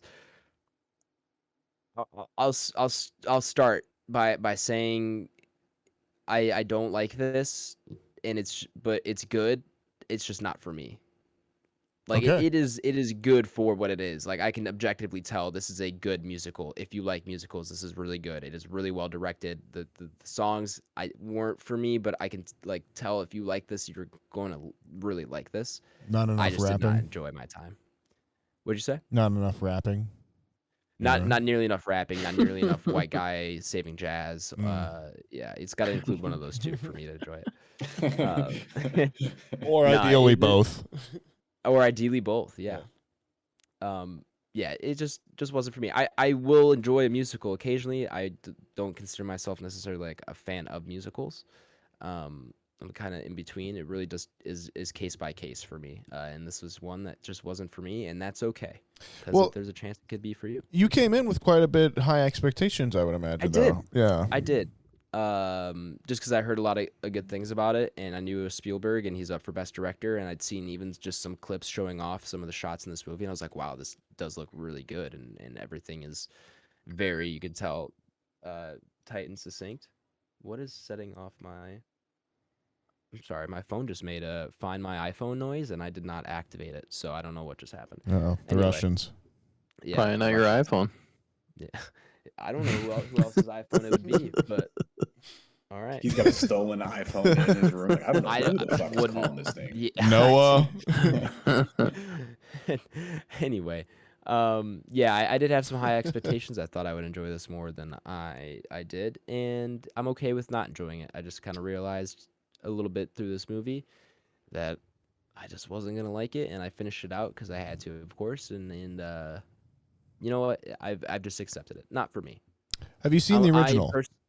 I've not, and maybe that would do something different for me, seeing this adaptation. But I don't know. That's actually that's surprising because I figured like this would be right up your alley. Like, you know what I mean? Just from it being a musical and from that standpoint, I was like, oh, Adam probably like thoroughly enjoys this. Yeah, for you to like I kinda said, come out on a limb musicals and be like, they're very case Not by for case me. for me. I can enjoy them, mm, but sure. I'm not necessarily a fan of them. Yeah. So yeah, Like I'm no, very that's, interested to see what you thought. I don't care for this movie at all. You know what I Great mean? guess. But I Great also guess. don't like musicals, so like you have Yeah. to take that for a grain of salt. You know what I mean? Yeah. Where I'm aware of the validity with it and cultural references, right? And I'm aware of like good cinematography and things of that nature. But as far as like the genre of musicals, it's just not something I've ever had an interest in. And I don't know if it's something that will ever pique my interest, to be completely honest with you. You know, so it's one of those things that's just not up my alley. It's cool to kind of have on, but it's not. It's something I would struggle to sit down and watch, opposed to just have on in the background. Yeah. You know what I mean? So that's kind of my brief stint on that. So, Ty, Nathaniel. Go ahead, Ty. Yeah, I'm gonna have to kind of agree with everybody else here. This is also one that did not really capture me. I thought a lot of the choreography was pretty good. There are some pretty good scenes in this, but overall, it didn't connect. Yeah. I guess I'll talk about it now. I liked it overall, I would say. I think, in comparison to the original I mean, it's nice that like you have Rita Moreno, who plays the Anita role in the original, is now back in this one and playing, is present as well. I think Spielberg does a good job in updating the overall kind of script as much as you can, quote unquote. Obviously, there's some parts of it that are still like, it's got to be a musical. So there's like, hey, we're going to fall in love in 15 minutes and it's just going to be the thing. Yep. And that's just, part of it having its roots in Romeo and Juliet and all of that kind of stuff. Yeah, I would say, and what I would say, what doesn't speak to me out of this is that it is a story that we've seen before. It's a remake of a movie that we've seen before. And even now, like Spielberg, for as gifted as he is, doesn't ground this movie in something that makes it feel tangible and immediate to the audience, to today's audience. It's just this like very glossy, updated version, I feel like, of the original, almost like the original's like film print was going bad and someone was like, well, we need to make like a really great version of this just so that we have something, some version of West Side Story. That being said, there are times that Steven Spielberg just lets his nuts hang all over this movie, and there's some absolutely gorgeous shots in this. And just setups that are just beautiful and just they're chef's kiss great. I think Ansel Elgort's miscast. I think he's just not on the same kind of charisma level as everyone else in the movie. He does seem so out of place. He's very mumbly in this, very mumbly and kind of weird and understated and almost like it's really flat compared to everybody else. I agree. I'm not sure it's his fault. I don't know. I just I don't know what it was specifically. Yeah, it didn't really connect with me on that too. I would still say if you're a film buff, if you're a fan of the original, if you like musicals, this is definitely worth a watch. I don't think you would be disappointed, and I think if you have a family event or something like that, or a family gathering, and you need something to watch, this is a completely inoffensive thing to put on. Interestingly enough, I'm actually very disappointed I didn't see this in theaters. I think this is a rare movie that actually looks better the bigger the screen is and on a projector than it does on a TV. And even though I have an OLED, which is kind of one of the best TVs on the market, I do wish I had gotten the chance to see this in theater, because there's just some absolutely breathtaking shots set up here. And yeah. But overall, I don't know if I'd recommend this one either, to be honest with you. Maybe. I don't know. I'll have to see where I fall on it. But yeah, this one's tough to do a binary recommendation just because, like, my binary is no. But if you are a fan of musicals, you would know if you'd know if you'd like this movie. Like, if you know you'd like this movie, you're gonna like it a lot. But if you know you're not going to like this movie, you're not going to like it. So it's one of those things. But I, in general, am in a no. And the one of the bigger thing that kills it for me is a 2.5 hour runtime. Like, if it was shorter, it'd make it a little easier. But there was a point in this movie where I was like, oh, we're kind of getting to the climax. It's we're getting there. It's we're finally. And then there's like another like 45 minutes. I'm like, oh, okay. So yeah, I'm probably a no. Blake, Ty? Yeah, I mean, I've gone on here and ripped on way too many movies to be over 2.5 hours for me not to just be like, one, this isn't my genre. Two, it's way too long for me. So I'm gonna say non-recommend. I am also going to be a pass on this one. Oh, it's been a while since we had 4 no's. I'm gonna be a yes. Oh, well, okay. Cool. I said I didn't know. I said I didn't know if I could recommend it or not. That's right. And I've decided that I will be a yes. I think if someone came up to me on the street and was like, "Hey, Nathaniel, is West Side Story a good movie?" I'd be like, "Yeah." So I'm gonna say yes. The original. Objectively, this is a good movie. Subjectively, I didn't like it. Fair enough. I'd agree with that, Adam. Yeah.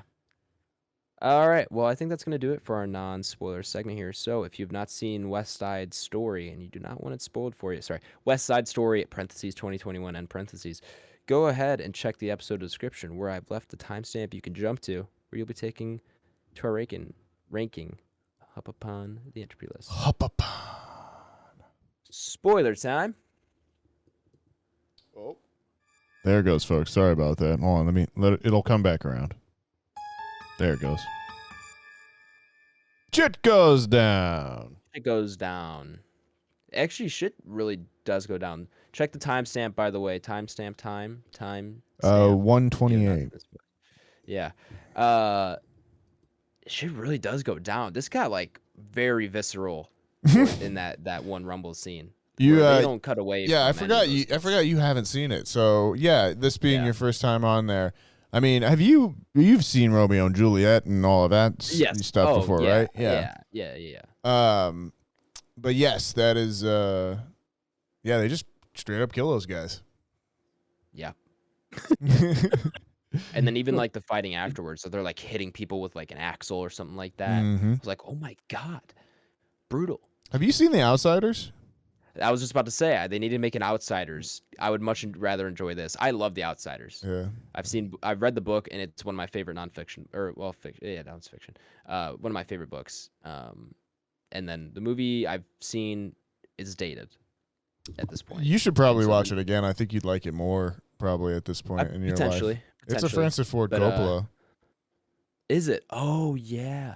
Okay, I probably would enjoy it more then. Maybe I'll try to check that out soon. But I wouldn't mind. I still wouldn't mind a remake of that. Yeah, absolutely. Yeah. As we continually complain how we want new things. Yeah, I wouldn't mind a remake of that. Wouldn't mind a remake of that. I would like it probably in the 2 hour 45 mark, somewhere in there. Yeah, somewhere in there. This is I want to enjoy this movie because I can tell how much work went into it and how much like Spielberg is. I need to know how many takes some of these shots took because wow, everything is just like there's one down to a T. There's one in the gymnasium where it's rack focused on I think Maria, and then it shifts to Riff when he like turns to the camera, and my brain just like couldn't handle it for a second. Yeah, how just awesome it was. I know. But yeah, I mean, Spielberg's just going all out on this thing. It's awesome. Yeah, it just feels like he's just trying things out, and he's like, "Oh, this is cool. This looks good." Yeah, like the look of the movie, the lighting is just so cool and so traditional. So such a great evocation of that old school style, that old musical lighting style, and everything. The studio pictures. Yep. Just with updated equipment and everything, obviously. The movie, you cannot complain about how this movie looks or is shot or anything like that. If anything, agreed. It's just, that was the part that kept me going. Is like every time I looked up at the screen, I was just like, wow. But story, even some of the performances, it drug in some areas for sure. I will not deny that in any way. Yeah. It dragged a lot of places. This is the opposite problem of the Batman, where it's like, I can pick exactly where they just cut entire scenes or half a scene. Definitely. Blake, was there anyone in there for you that you had? I particularly thought Riff was a kind of a compelling character. Sure. Was there any saving graces for you out of these guys? I hate to be that guy, but I think I'm just so far removed from interest in musicals. For sure. Nothing really appeals to me. And it's not like... I guess it's not like this one's going to be the one to change anyone's opinion on like the idea of the traditional musical, because it is a traditional musical in that way too. Right. So that's kind of a fool's errand in some ways. It would need to be something a la a Hamilton or, a Pitch Perfect or something like that to, I feel like, pull Blake around. I was struggling to watch this one and like not do other things like clean, unpack, and just do stuff like that. It was hard for me to sit down for 2:30 plus and just completely be locked in. didn't really connect to me like that. So I think when Ty and I were talking about this a little bit earlier in the store today, we both kind of hit on the head of just it was good, but it was not a story I personally needed to see again and like recaptured again and done again in that ways. Just in a world where there are so many reboots, sequels, requels, whatever you want to call them, maybe not what I needed at the time. That being said, though, like I am bummed that this movie didn't get more attention. Like I feel like it deserved more love from the general audiences, or for more people to find it as a new musical or something like that. It does bum me out that like Spider-Man No Way Home, which for as much as we love it, in some instances kind of looks like dog shit. Like there are scenes in that movie where it's like, oh, this is definitely dark to hide the CGI seams or something like that, you know. Like there is something a little sad in that, you know, my heart breaks a little bit for that kind of, moments, but Of course. what are you going to do? That's life, right? Yeah. I mean, the craft in this movie is Can't again, be, what kept me going. Can't, Just Spielberg just saying, wow, I am one of, if not the best right. of all time. Like, this is just him. This is his statement piece. Tyler, you've been awfully quiet. Yeah, I'm not like overly high on this movie, and I actually do like musicals as well. But I think sorry, I didn't mean to interrupt. No, go ahead. Did you watch this with Leah? No. Oh, okay. Wanted to originally, and then timing just did not play out. Gotcha. So, because she also, likes musicals. Yeah. But I also think this maybe would have had her a little bored. But my saving grace in particular is the choreography. For things to happen that precisely, and I would also be interested to see how many takes they had to do on some of this stuff, because apparently living in that time period, if you're dancing all the time, you have to shower at minimum 10 times a day because everybody is just dripping in sweat. Just glistening. But yeah, it's cool. The sweat doesn't really bother me. It's obviously pretty hot, and times back then it was probably pretty hard to get something that was sufficiently air conditioned. I doubt they even have it. So it fits for the time period. But I mean, yeah, dude, the choreography is so tight, and no matter what scene you go to. So shout out to the choreographer and making sure that all the dancers and even the people that are I think that's kind of just what brought me up to the fact that Ansel's out of place. I think he's too high of a profile to be in this movie. Okay. I don't know anybody in this movie other than whoever played the sheriff. Officer Krupke. Or Corey Stoll. No, Corey Stoll. Yeah. So other than him, I honestly I couldn't tell you where I've seen anybody else for the most part. So I think maybe he's just a little too high profile for this. But maybe that's it. Maybe he's just not, like a true dancer, and sometimes, he kind of looks a little goofy. But overall, I think everything was played out really, really well. So that was my kind of saving grace. Other than that, I don't have a whole lot of great to say about this. Which is disappointing, because you can tell how much work went into this movie. It is choreography, directing, set design. Nathaniel brought up a good point earlier about how the lighting and everything is kind of almost like that studio style done in a modern day. Like, there was so much thought put into this movie, and it's sad, as you said, that it didn't get as much attention as like a No Way Home, or didn't do well financially and everything like that. Like, it is disappointing to have something this good just not get the attention and just not grab people as much as it probably should have. It's interesting when I look back over the kind of like year, I guess, as well too, and you had that adaptation of In the Heights that was released last Sure. year as well too. And I think at certain points they were talking about like during the filming process, those two productions were like almost streets away from each other actually in New York while they were filming these and everything.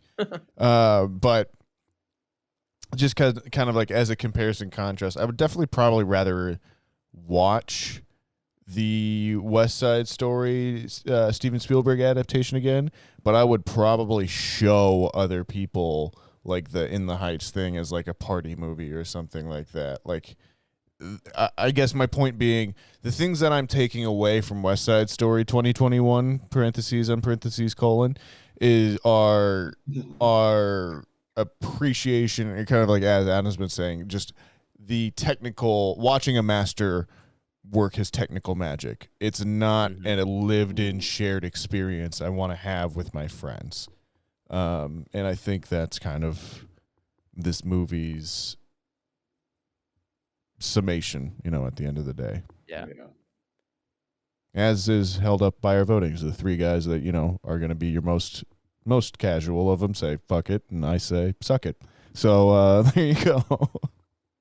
No, that's a fair representation, of how probably most people view this movie, and for the reason why it didn't get kind of the notoriety and the fame that it probably deserved. I think making musicals is one of those things where if it's not to your point, like some of the classics you would say from years ago, it is something that's very kind of niche to specific people, and a lot of people be like, "Oh, that looks cool," but not for me. Sure. And scroll right past it and walk into Spider-Man. So it's tough.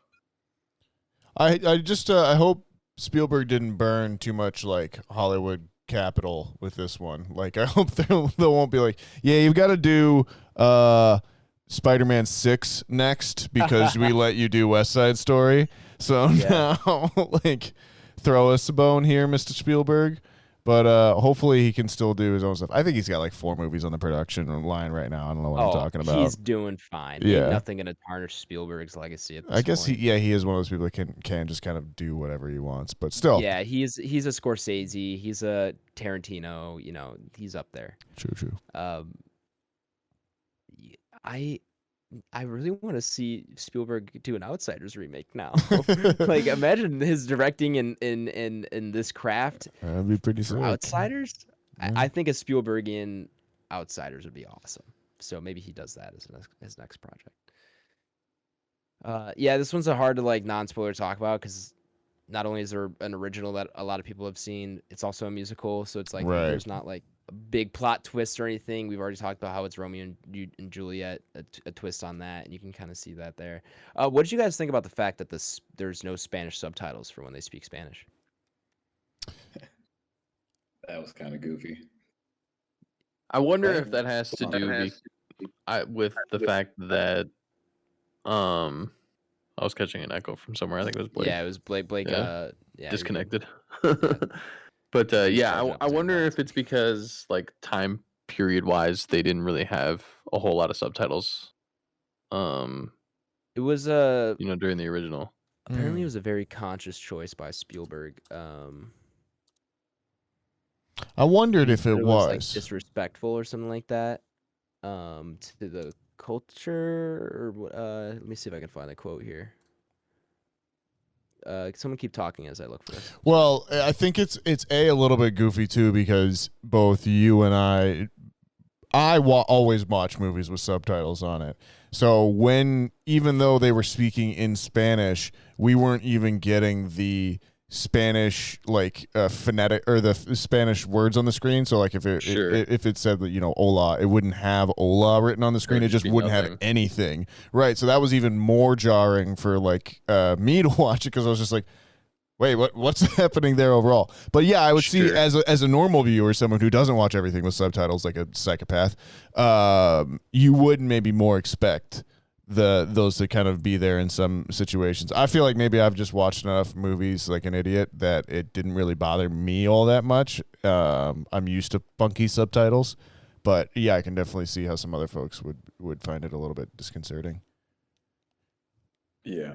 I know you all were mentioning about quality of the actual picture. Did you guys watch this on Disney Plus or HBO Max? Disney Plus. I switched from HBO Max to Disney Plus.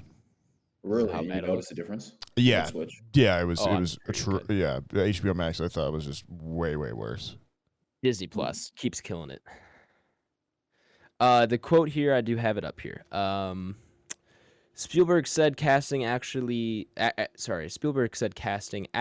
Latinx performers was, quote, was very important and goes hand in hand with my reasoning for not subtitling the Spanish, end quote. If I subtitled, it ends the quote. Okay, never mind. Continues. If I subtitled the Spanish, I'd simply be doubling down on the English and not giving English the power over the Spanish, he said. This was not going to happen in this film. I needed to respect the language enough not to subtitle it. Yeah, I think that makes sense. It does. Yeah. It's a very interesting choice because I don't speak Spanish, didn't really understand what they were saying when they were, but I also understand the want to respect that. It would mean more to Puerto Ricans, people who speak Spanish, Hispanic people, anybody from that culture, that they can understand it, and it's more respective of the fact that of their language, because it's not the main one here necessarily, like enough people speak it that it's a huge thing for them. Yeah, and I mean I do want to know what they said. It's mostly But yeah, the other thing was you could they did a good job of directing it where you could tell from reactions and everything and body language, all that kind of stuff, like what was being said and that kind of thing. So it's not that I feel like I lost that much from that, but you do lose a little bit of detail and maybe some interesting character insights depending on what was being said. It's mostly Spanglish. Yeah, they do. Yeah, there wasn't enough Spanish. If all of the Puerto Rican characters were speaking Spanish to each other without subtitles every time, that's a different thing. Right. But the Spanish in this movie, it wasn't important enough for the plot for me to be like, oh, I don't know what's going on or that kind of thing. All right. Well, I don't know if we have too much more to say here, guys. Like I said, kind of hard to do a full spoiler talk of this movie, but I'm glad we kind of were able to dissect a little bit, maybe some issues we had with the things we liked or would have liked to seen done better. How do you guys think Spielberg will win Best Director for this? I don't think so. I think if it had done better financially, it would have had much more of a chance. But I think with it not being big enough, I don't think it's gonna get him in there. That's tough for me. I think it could, because like we said, this is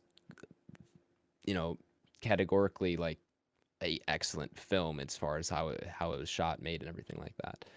But then I think back to Power of the Dog, and I absolutely loved the directing there too. I forgot who else is up for Best Director. I think, did Del Toro get a nom? Maybe. Yeah. I don't know. I think actually after watching this, he has a decent chance of winning it. Director, yes. Best Picture, no. Oh, Best Picture, no. But Best Director is more what I meant. I think he has a fair shot at it. But anyway, that's it for spoiler talk. So welcome back, listeners who skipped over the spoiler segment of the podcast. We're gonna go ahead and rank West Side Story (parentheses 2021 and parentheses) on the entry list. For those of you who do not know, the entry list is Back Row Banter's official list of every movie we have reviewed, regardless of genre, regardless of anything else, all on one fantastic list. If you'd like to reference the entry list for yourself, you can do so by checking the episode description, where there's a link to my Letterboxd. I skipped over the fact where this is actually how we rate our movies, rather than do it out of 5 stars out of 10. We throw up all the movies we rank, or all the movies we review on a list, and see how they compare to one another. A bit of out of order on that one, but we still made it. We made it, ladies and gentlemen. West Side Story. Man. This is going to be tough. There are men in this movie. True story. Also, I want to be in a gang like the Jets, man. When you're a Jet. When you're a Jet. Snap Maybe at I'll make people. a Pi Kappa Phi musical number that we can all sing and dance to. There you go. Yeah, those are my jets. Anyway, this is an interesting one, right? I don't have. Yeah. This isn't our first musical. We have The Greatest Showman on there. Do we have anything else that's kind of musical-esque? I wouldn't consider Ma Rainey's. Yeah, I A think musical? this is. No.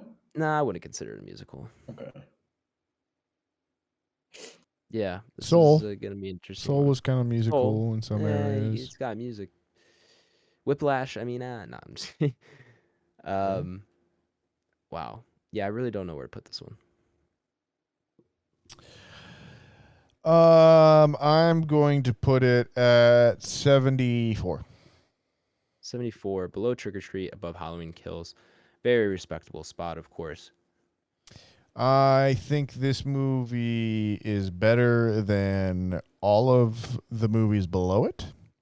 But when I think about if I woke up in a movie theater and a movie was playing, and if it was West Side Story, would I keep watching? Or if that movie was Trick or Treat, would I keep watching? I definitely know I would keep watching Trick or Treat. Trick or Treat. I don't know if I would keep watching West Side Story. And Trick or Treat, I feel like does get a bit of a lower on the totem pole for me sometimes, just because it's in a very inconvenient spot. But I think this week I'm going to give it the treatment and love it deserves and put it above West Side Story and have West Side Story at 74. And Halloween Kills sucks, and I don't know why it's above Wonder Woman. But anyways, I think that was my doing, but idiot. Anyways, yeah. So 3 for 3, Nathaniel. All right, 74 for Nathaniel. Ty, Blake, either of you guys know where you're tossing it up? No, 74 works. You like 74? Yeah. Yeah, Alright. I don't mind 74. Trick or Treat Trick or Treat's a pretty big gatekeeper for me, so. Yeah. For my taste, I think I'm rocking at. No, I can't do that. I'd be crazy. I'm gonna do Suck it, Spielberg. Yeah, I'm gonna go. No, I'm gonna go 76, and this is gonna be the second time I'm in here fighting for Wonder Woman, where like I genuinely like Wonder Woman 2017. it's a good movie. Yeah, and I think that's one that we just keep. Just Yeah, kick You it. don't know anything about movies. So yeah, yeah. I'm gonna ride out for Wonder Woman and Gal Gadot. I'm sorry, I just had to do it. No, it's all good, man. That's how I feel when I see Fast 9. I was so actually what I was gonna do was put it. If you could, I would fight Star you Wars? physically. Yeah, I was gonna put it under the Tomorrow War because I don't mind that movie that much. But then I saw Fast 9 and I was like, I've shitted on that Yeah. way too much. I can't put it below. If Fast you put this movie before the Tomorrow War, like, just I'd question if you had eyes. just from like a visual standpoint, like this movie looks so much better than 99% of this list. It's unfair. Like, Yeah, I'll give you that. but Nathaniel, didn't you see those cool alien monsters? They had really cool design. Mimics, is that what they were called? Yeah, they were The White definitely called Claws. mimics. The Yeah, the White Claws. White Claws. I would Yeah. I would rather drink a bunch of White Claws and watch the Tomorrow War, which has the actual, or no, not the Tomorrow War, Edge of Tomorrow, the better version of it with real mimics, and just pretend it was the Tomorrow War and just tell people I'd seen the Tomorrow War. That would be a better time. Oh my goodness. All right. Well, I am also at 76. I decided that right before Blake put that up there. So 274s, 276 makes an even 75. Of meaning course. we have to tie break it with Wonder Woman. I've already looked up that IMDb rating. West Side Story 7.5. Wonder Woman 2017 7.4. I'm Thank still God. just mad it's underneath Halloween Kills. I don't hate it that one as hurts. much as you guys do. That one hurts, but Have you I think I rewatched was that on movie? record fighting for. I'm Have sorry. I rewatched that movie? Have Is that you what you're saying? rewatched Halloween Kills? I can't Halloween remember. Kills. I can't remember if I was defending it or not, but I've turned on it now. No, you didn't like it. Okay, good. It Blake was sucks. the one that was most sour. You were like right below 50% on it, and I was like 70%. Yeah, that movie's I forgot what time it garbage. was. I just remember fighting for Wonder Woman between that, Uncharted. I think there was something else on here that we recently did. And I was like, you know what, man? Wonder Woman it's not that bad of a film, man. No, For you're It's not right. where that bad. DC was when it came out. Like they Yeah, were in you're the right. fucking trenches, bro. You know what I mean? And like that's their only saving grace until they've now made other movies. But so yeah. So, anyways, where are we at? 75. 75, below Halloween Kills and above Wonder Woman. We have we have a horror movie, a musical, and a superhero movie, all next to each other. Love this. I love this list. The So much fun. versatility. The versatility, exactly. Well, that'll do it for our review segment here. Our next review, I'm very excited for. It's a little film, and it's actually little this time, called X. You might not have heard of it. You might not have. You might have seen a trailer if you saw Scream in theaters. Is I think what we decided. If you haven't seen a trailer, you should go look one up because the trailer's awesome and this movie looks awesome. It's rated R, A24, right? A24 distributing at least. Yeah, I'm not sure if they produced Yeah. it, but Yeah, okay. It looks really, really good. Horror movie again. I don't know if Yeah, we we're want to say too much. I mean, you can watch the trailer. we're back on the But I'm Horror not gonna Movie really- Express. Yeah, I mean, it's been a little bit. We've kind of eased up. We did a lot for we were pretty horror movie heavy Yeah. throughout most of last year, honestly. Not sure why though. Can't I don't know. We were I just, think we were I just think fine. it's We were just good me to go. and Blake just naturally skew the podcast in some Yeah, ways. A little bit, but I'm not mad about it. Anyway, this is gonna be only in theaters currently, so check out a trailer, check out the movie, and check out our review next week. Nathaniel, do we have a 5-star review by chance? We do have a 5-star review. I'm just trying to remember where I left off on the 5-star reviews, to be honest with you. I So- should know if you start reading it. I can probably remember. So if I redo one, I do apologize. Did we do Maximus Low last time? Do you remember? I don't think so. What did you Okay. say? This is Maximus Lau or Low. I'm guessing it's Low, but it's spelled LOW3, so Lau. Ah, And it says actually useful, entertaining, and then it gets cut off. So I'm gonna guess it says actually useful, entertaining, greatest podcast of all time. Thank you very super much, handsome Maximus. gentleman. Yeah, I think that is the that last too. bit, Yep. too. 5 stars. These guys are the best. It's so refreshing to hear younger guys, talk about movies and anything entertainment. Back Row Banter might have read this Back Row Banter keeps me up to date with the entertainment industry, and their reviews discuss the real depth of the movies. I was so tired of hearing others critique movies without looking at the big picture. These guys are the best, and this is my favorite podcast to listen to during late nights.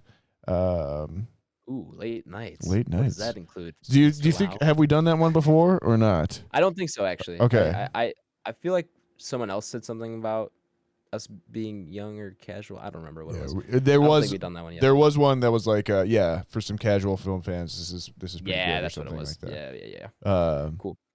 But yeah, thank you, Maximus Low, and yeah, we appreciate you. If you folks want to hear what you've said read out on the podcast, all you got to do is get us 5 stars. You can be mean, you can be nice, you can be funny. Obviously, Maximus there was very kind, and we appreciate that quite a bit. But all it got to be is 5 stars, and you will hear me read it out loud. But that being said, Adam, have we got an email? Have people been talking to us? Number one fan Ryan Foley has. Oh, Alleged number well. one fan Ryan What the Foley has. F? What the F? He writes in with the subject West Side Story, Ooh. saying, "What up, bros?" The What up, other number Foley? one fan, Ryan Foley here. Hope you guys are adjusting well to daylight savings and stuff. I don't know what stuff he's referring to, but yeah, sure.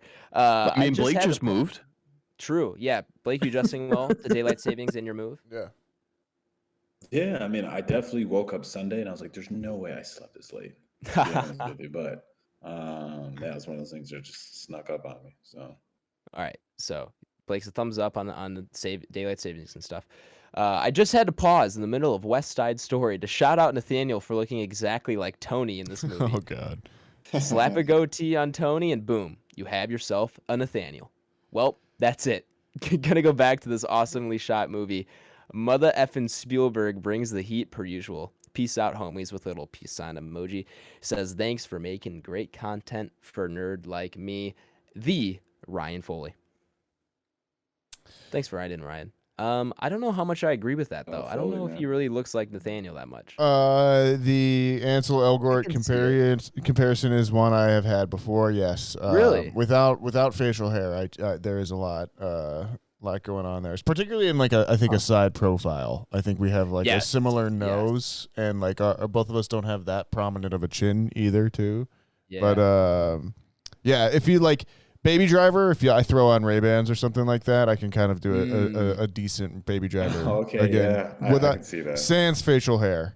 But yeah, shout out Ryan Foley. I appreciate it. Anytime I get compared to a Hollywood star, I will take it. So thank you very much, sir. But thanks for watching the movie too. Watch along with us. If you want to, write into the podcast, we love talking to you guys. Like, getting questions, those are always a lot of fun too. I think we had a couple ones on like what our favorite car was, or our favorite ship, or our favorite spaceship. It was what fictional spaceship would you want to pilot?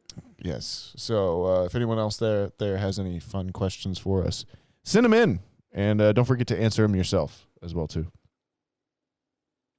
For sure. Please do that. You can send them in to our email, which is backrowbanterpod@gmail.com. While you're doing that, give us a follow on the socials. We got Twitter. We're at Banter Row, where you can get updates on episode delays like today. We just had to delay it by a day, scheduling conflicts, priorities. Instagram is inactive. Has been for a while. We'll work on that. Back Row Banter Pod. And then our YouTube. It's just Back Row Banter. Go subscribe to us there. BlakeHolder, where can the people find you at, my man? Letterboxd, BlakeHolder. I'll be on there logging some things. As I always say, every once in a while, I'll put an interview down. Or Jesus Christ, not an interview. I'll put what's the word I'm looking for? A review. Thank you. I won't put an interview down. I'll put a review down on something I like a lot. So maybe I might drop something down there for American Psycho, because that is one that I rated, and I dropped the heart on there because I did like the movie.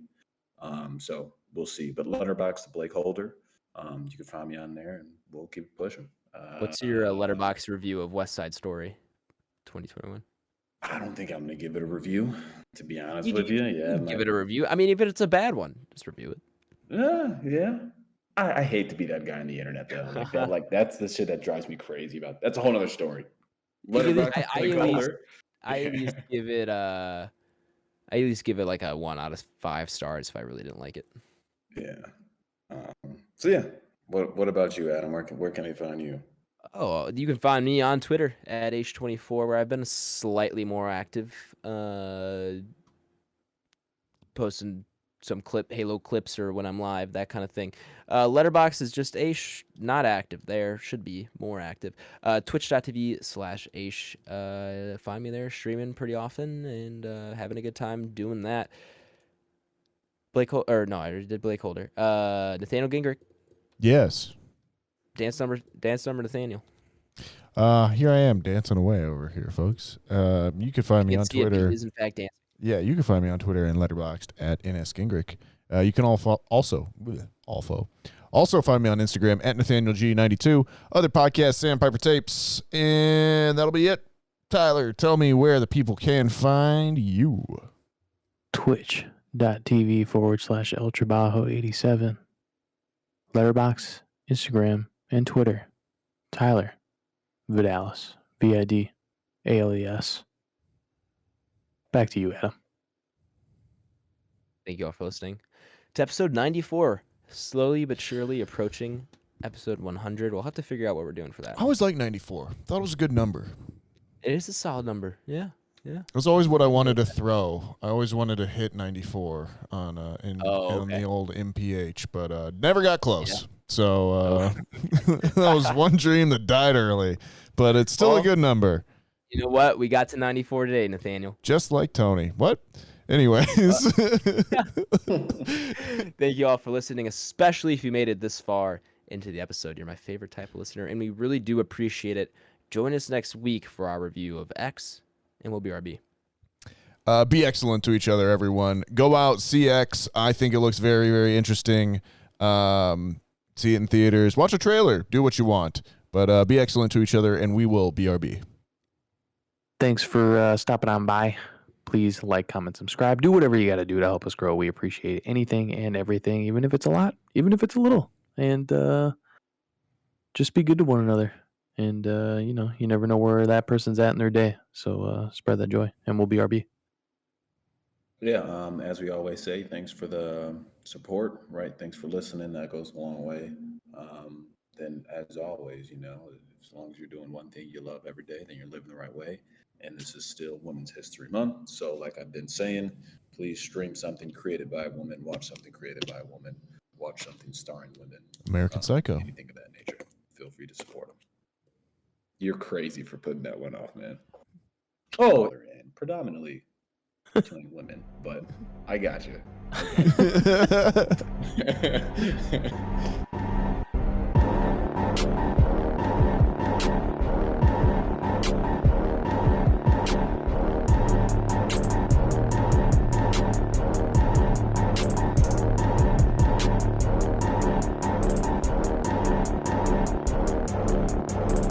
America,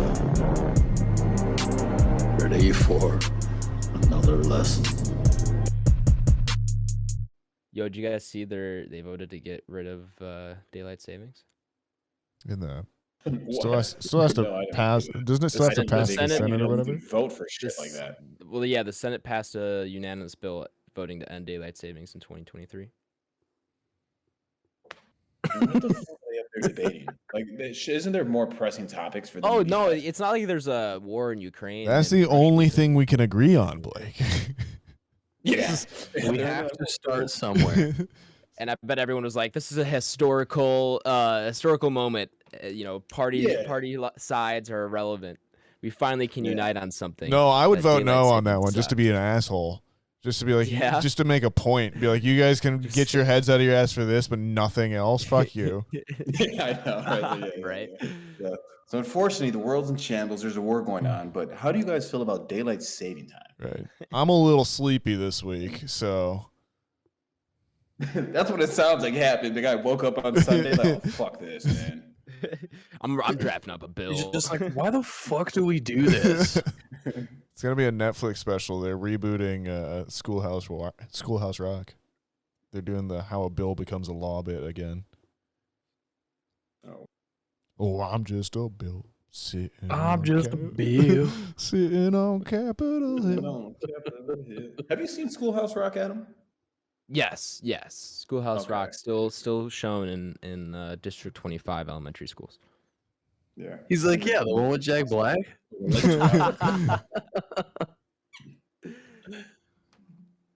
That one not really shown in District 25 elementary. Junction.